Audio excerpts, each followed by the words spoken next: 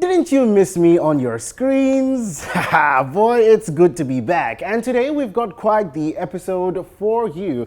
This week it's all about film. From the Cannes Film Festival to the final seasons of Game of Thrones and The Big Bang Theory, it's safe to say that we're all in for a big mood. And Accelerate is here to give you all the juicy gist. As always, my name is Biodun and you're watching Accelerate News. Don't go anywhere.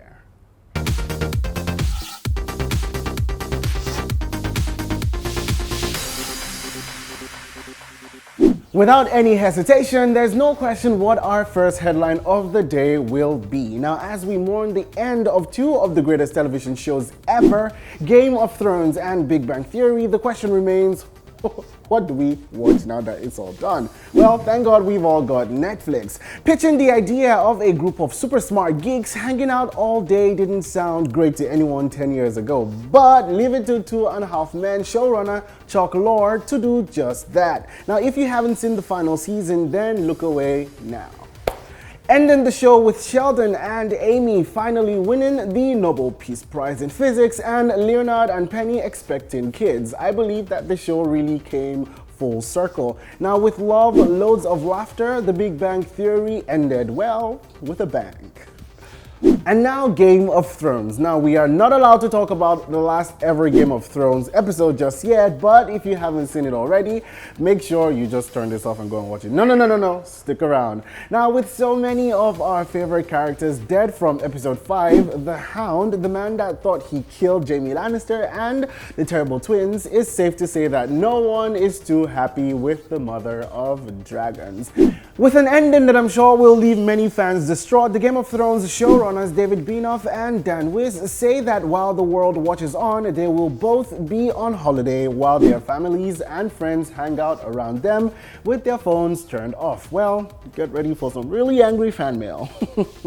For many years, the Cannes Film Festival has attracted an electric array of film stars from around the world. And guess what? It's that time of the year again, marking the 72nd edition of the internationally acclaimed film festival. The event started on the 14th and is expected to wrap up on the 25th of May. Now, with the likes of Priyanka Chopra, Nick Jonas, Dame Helen Mirren, and Quentin Tarantino in attendance, this year's Cannes Film Festival saw the premieres of hundreds of independent films from around the world. I'm sure you've seen this headline and you're wondering if this is a typo. Well, nope, you did read it right. Terminator actor Arnold Schwarzenegger was hit from behind while in South Africa.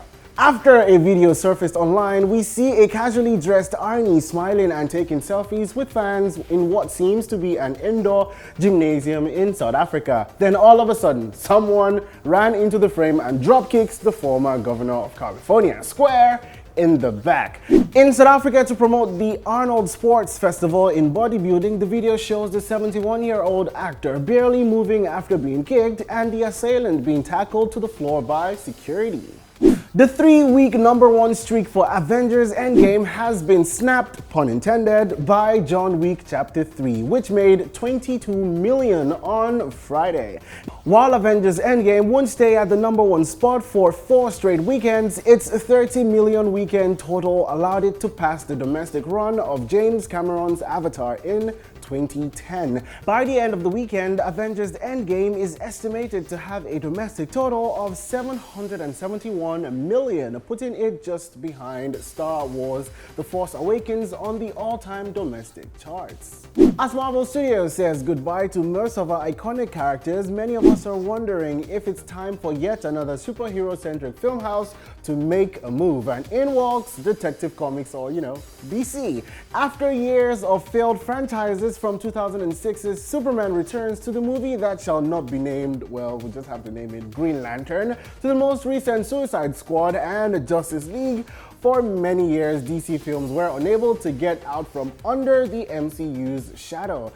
Now, this was all until the incomparable director Christopher Nolan came out with the unforgettable Dark Knight trilogy in 2012. Fans began to rekindle their faith in the film franchise, but then came along a little movie called Man of Steel, which seemed to spark a flame in the very young DC cinematic universe. Now, but that didn't last long. With Henry Cavill as the Man of Steel and Ben Affleck as the Cape Crusader, DC took another hit below the belt with the release of a poorly received Batman vs Superman movie.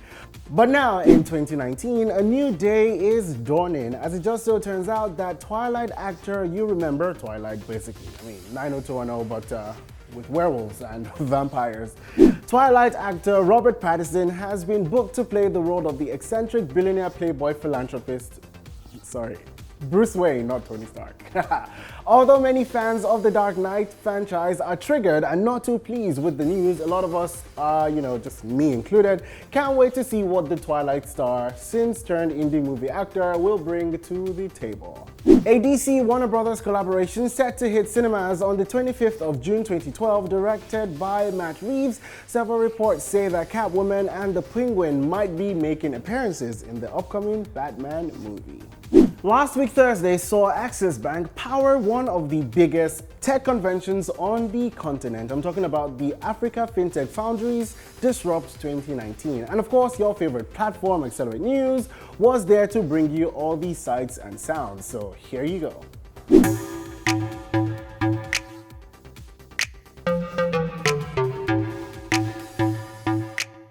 So this is Disrupt 2019. I'll kick off by asking, how are you feeling? I'm feeling incredible. I mean, have you seen the crowd? Definitely. Full house, intelligent people educating us. Yes.